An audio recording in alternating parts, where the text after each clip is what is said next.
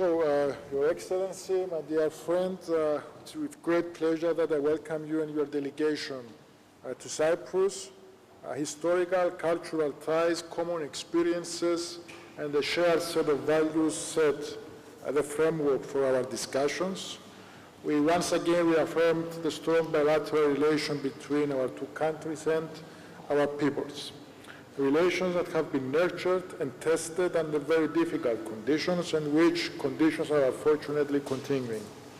Today we had very productive discussion on a number of issues. In brief, on bilateral level, the opening of Cypriot and Armenian diplomatic missions is imminent, and this is going to be facilitating further deepening of the cooperation and the ties, especially as regards economic and investment, and of course it would be expanding the people-to-people contacts that are already in place. In this context, I have to mention, of course, the very vibrant Armenian community in Cyprus, which is a very valuable part and element of the Cypriot society. They act as a catalyst for keeping our historic links alive and our common heritage strong, and of course for boosting our political convergence. Secondly, I updated the Minister on recent developments as regards the Cypriot problem. It suffices to say that the Republic of Cyprus is extremely grateful for the principled position that Armenia has been consistently adopting as regards the Cyprus problem, a position that is founded on international law and on the UN Security Council framework. Of course, we reaffirmed the Republic's position that Armenia is a friendly country, an allied country that is being tested, and we have our full and unconditional support. It's a position, again, of principle. It's a position founded on the values of the international community. Respect for sovereignty and territorial integrity are not options, they are obligations for everyone and in all conditions and circumstances. Third, Cyprus strongly promotes and supports the deepening of the relations between Armenia and the European Union. We welcome two recent developments, the assistance under the EPF in support of Armenia, and secondly, the opening of the visa liberalization dialogue between the European Union and Armenia. These are very significant steps, and you can be certain that you have our full support moving forward on those and on other files that are opening up in Brussels. Finally, we discussed the normalization process between Armenia and Azerbaijan. We welcome the position that the Armenian government has adopted in relation to how there can be progress ahead. And I want to state a very simple principle. Diplomatic discussion, dialogue is the only way of resolving any kind of disputes. At the same time, coercive tactics cannot be dictating how that dialogue is being conducted. The sovereignty, territorial integrity, as I already mentioned, must be respected, and this is not something that could be negotiated. Full solidarity with the people of Armenia, and you have been trying to support at the humanitarian level in all ways possible and in full cooperation and coordination. My dear friend, let me once again welcome you to Cyprus. It's been a real pleasure to have you here, and I look forward to the rest of our discussions for this day. Thank you. Honorable Minister, my dear friend, I'm very glad to be back to Nicosia in this capacity, in my capacity of Foreign Affairs Minister. I warmly recall my previous visits, but today's visit is of particular importance for me because this is the first time the Foreign Minister of Armenia is honored to participate in the Ambassadors' Conference and address the distinguished heads of diplomatic missions of Cyprus. Dear Konstantinos, thank you for this invitation, and I should say that I enjoyed the open and comprehensive discussion we had earlier today in that format. Coming to our bilateral discussions today, I would like to stress the following 4 points. First, as I mentioned in the beginning, we have solidified our partnership to a point where the presence of resident diplomatic missions in our capitals is simply a must.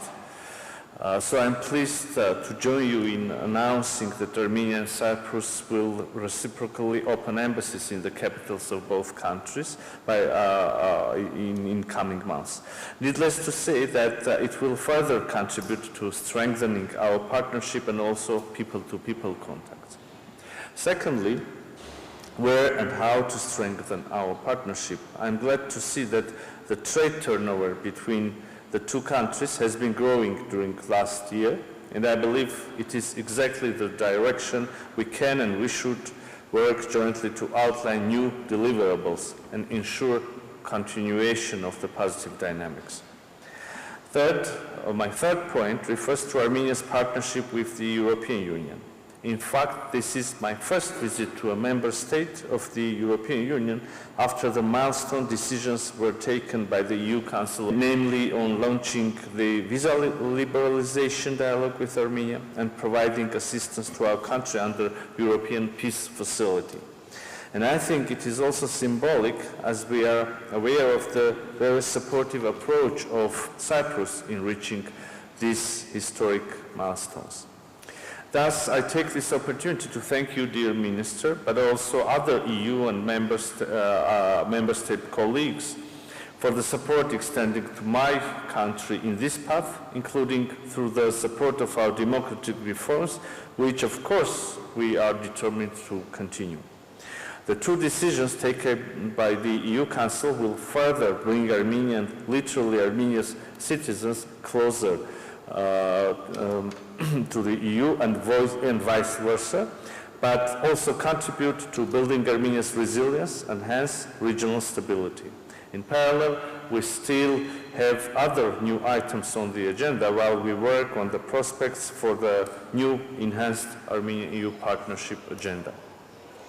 And finally, the 4th point, we have discussed today also the regional developments and overall situation around our countries. It is obvious that our partnership, friendship, and cooperation has become even stronger due to the need to overcome common challenges. We have been closely cooperating, and we will do so as long as there are pending issues, including of humanitarian nature, following the conflict and difficulties our people have been facing. We appreciate the assistance Cyprus has provided to Armenian people forcibly displaced from Nagorno-Karabakh.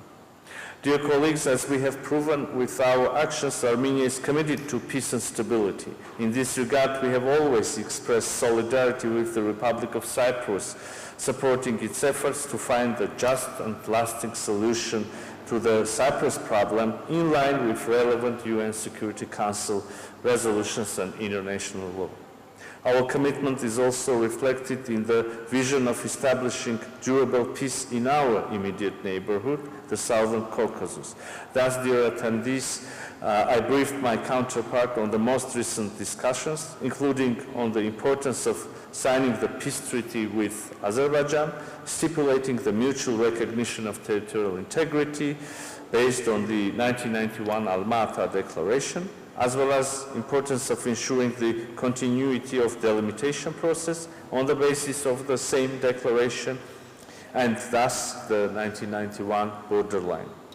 I think this position is both clear and consistent, but besides that, it has been also developed further by our proposals of creating mechanisms regarding border incidents as well as arms control, to which we have not yet received answers, and which still remain open. I believe we should use the current historic momentum to work towards closing the page of enmity and preparing a better future for economic development and prosperity of the entire region, which is an important crossroads. Dear friend, concluding my remark, I once again thank you for the invitation and today's comprehensive discussions and the warmest reception of my delegation. Thank you very much. Now, Their Excellencies, the ministers can accept up to 2 questions from the members of the press. So if we have questions, please introduce yourselves and the media you represent. Mario Adamo from Antenna TV. Mr. Minister, French and Belgium are ready to evacuate their citizens from Lebanon. Cyprus is ready to operate a STIA plan. The STIA plan has been activated weeks ago. It's in full operation, in full preparation mode. We had all the relevant interdepartmental meetings, and we have set out how the plan is to be applied in the event that this is necessary. So as we have done in the recent few months in relation to Sudan, in relation to post-October 7th in Israel, we have been preparing for this event. If it's happening, we all hope that we are not going to be needed. But in the event that this is not the case, Cyprus will continue to act as a bridge to safety and to facilitate the evacuation, the safe evacuation of citizens from any war zone in our part of the world. From the Associated Press, for the Armenian minister, I'm curious, you mentioned these developments with the European Union. I was curious whether what other ways Armenia has to reach out to the EU and strengthen its relations with the bloc. And for the Cypriot minister, I wanted to ask, is there any update on the assistance being shipped to Gaza, what's happening there, and what are the next steps, if you could just outline it, please. Well, probably I can start. Thank you for your interest and your question. As I said, the opening of the launching of the dialogue, visa liberalization dialogue, and providing support to Armenia under European Peace Facility are only 2 instances of a bigger cooperation, bigger picture. We're currently in the middle of a process of significantly deepening our relations with the European Union. We have a new partnership agenda. We are thinking over and working over new mechanisms and tools that can be used in scope within this partnership. I would also like to add that the people of Armenia, we do have the European aspirations, and the European Union acknowledges these aspirations. So now jointly we think about and work over, as I said, new tools, new mechanisms of bringing the 2 countries, the European Union and member states from one side and Armenia from the other side, closer. I would like also to repeat the sentence that my Prime Minister said in his speech in the European Parliament. Armenia, from its side, Armenia is ready to become as closer to the European Union as the European Union would consider possible. Also jointly with the European Union, but also with the United States, we work over a plan aiming to increase the level of resilience of Republic of Armenia during these challenging times, and having in mind the threats and challenges that we have in Armenia and around Armenia in our region. So the processes are going on, and hopefully we will be seeing new programs, joint tools launched. Thank you. As regards the humanitarian aid, the corridor, I would have to remind that the corridor pre-existed J-lots. We are now at the process where we are phasing out of J-lots, and there's always been planning in place about the medium-term option, which is ready to be activated. All the logistics and all the various elements have been put in place. And we had very detailed and comprehensive discussions with partner states about the next stage, and we are talking about different ways of methodology for, again, direct access.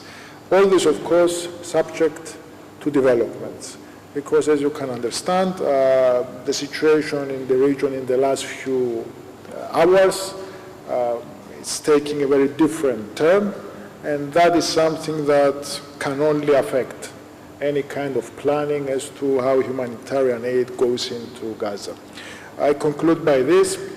All the various methods of sending aid into Gaza have been facing difficulties, and this, of course, is not going to stop us from trying to contribute in something that we believe there is serious need and it's only going to get worse. Always subject to what's happening on the ground, of course. Thank you. That's it.